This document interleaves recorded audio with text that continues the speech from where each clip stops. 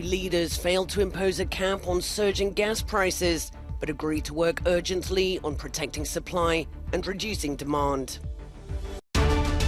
London reacts to the news of Liz Truss's resignation as Prime Minister, with European leaders calling for the UK to return to a level of stability. The US say there's evidence Iran is supplying so-called kamikaze drones to assist Russia's airstrikes of Ukrainian cities. The killing of 12-year-old Lola in France sparks a debate over illegal immigration, with the far right holding a protest in Paris. EU leaders reached an agreement in the early hours of Friday morning to work urgently on developing a gas price cap and also to Europeanise a model similar to the Iberian exception that limits the influence of gas prices on the electricity market. There is a strong and unanimously shared determination, as the written conclusions show, to act together in Europe to achieve three objectives: lowering prices, securing supply, and continuing to work to reduce demand. We're aiming to make available up to around 40 billion euros of funds that are still available from the previous MFF. So with that, member states will be able to help the most affected by the energy crisis, by be it the vulnerable households or SMEs. But indeed, more is needed to support small and medium companies, but also larger industry to deal with the high energy prices. And here the topic of investment is very important. Further discussions are due to take place at a meeting of energy ministers next week. German Chancellor Olaf Scholz also said leaders might need to hold an emergency summit in November. People in London are reacting with relief to the news of Liz Truss's resignation as Prime Minister of the UK. Truss leaves 10 Downing Street after 6 crisis-filled weeks, becoming the shortest-lived Prime Minister in UK history. Well, I think it's not very good for the country at all, and I think it's very difficult to see who's going to be the next leader. There's no obvious choice, so the Conservative Party has a big problem. I hope they solve it. It's been one catastrophe after another. There's got to change. You know, people are really fed up. News of Truss's resignation has prompted quick reaction from political leaders. Scotland's First Minister Nicola Sturgeon called for an early election, while Irish Prime Minister Micheál Martin said stability was very important.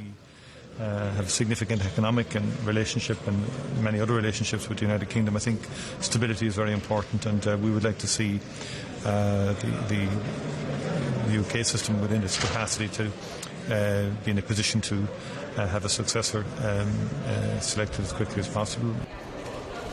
Among other European leaders, France's President Emmanuel Macron said that on a personal level he was always sad to see a colleague go.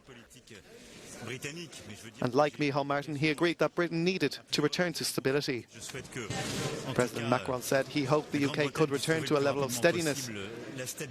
This was good for France and good for Europe. At the White House, meanwhile, reporters asked US President Joe Biden whether Truss had made the right decision. His response was that it was her decision to make, adding that he wouldn't weigh in on her judgment. She's the shortest-serving Prime Minister in the UK's recent history, and the latest in a string of Conservative Party leaders to resign.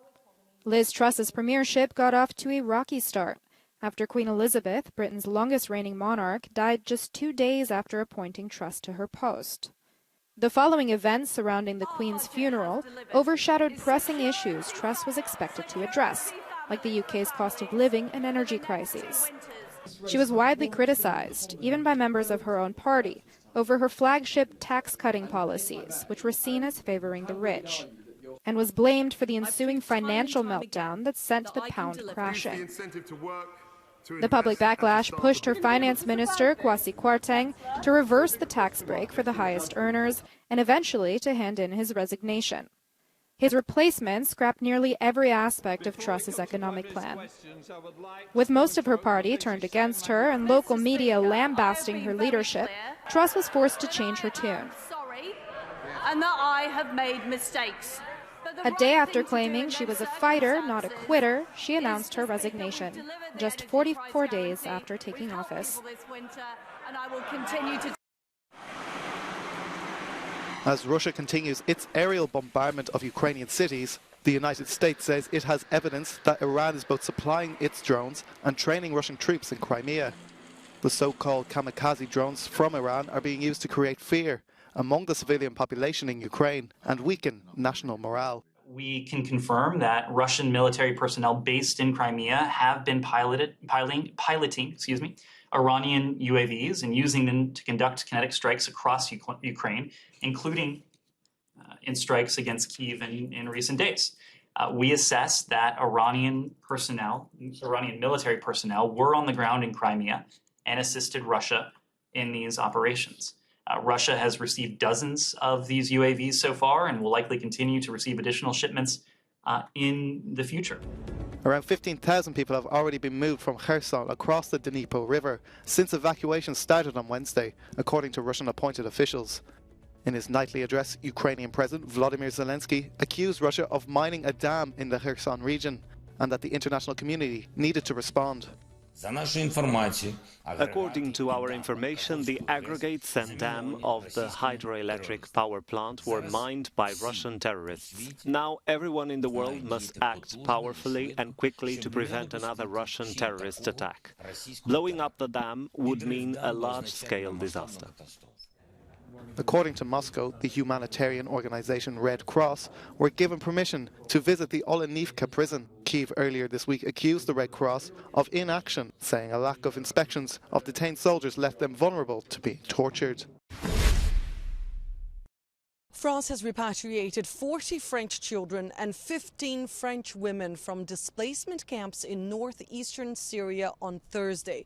The women and children are part of a large group of French and European nationals held in northeastern Syria since 2019. That is when the so-called Islamic State fell in the region. The women are believed to have had ties with the terrorist organization, having traveled to Iraq and Syria when the group was still in control of territory there. Some 11,000 foreign women and children are still believed to be held in camps across the area, and according to international human rights organizations, they are wasting away, faced with an increased risk of violence and a fast-spreading cholera outbreak. France had been reluctant to bring back its nationals, citing security concerns. Late last month, the European Court for Human Rights condemned the position of the country, saying that France should review the cases of at least 3 of its nationals who are believed to be among the group repatriated this week. This is the third such operation organized by French authorities this year, bringing the number of children repatriated so far in 2022 to 117. But some 100 French nationals are believed to remain in northeastern Syria. Annelise Borges in Paris for Euronews. Supporters of the French far-right politician Éric Zemmour gathered in Paris to denounce last week's brutal murder of 12-year-old Lola. They say the killing should be a wake-up call for authorities to enforce immigration laws after it emerged that the Algerian woman charged with the crime had overstayed her visa and had been ordered to leave the country. The government has acknowledged that it must do better, but deputies in the French National Assembly are split over drawing political conclusions from the tragedy. We all bear the responsibility collectively. We are taking the necessary decisions on the question of people ordered to quit the country. We are taking the necessary decisions on psychiatry, which has been destroyed in our country for years.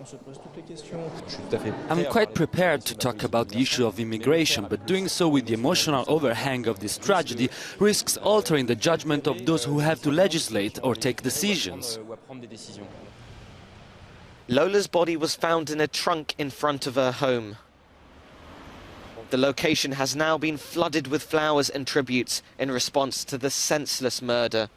The political reaction, however, has been less united.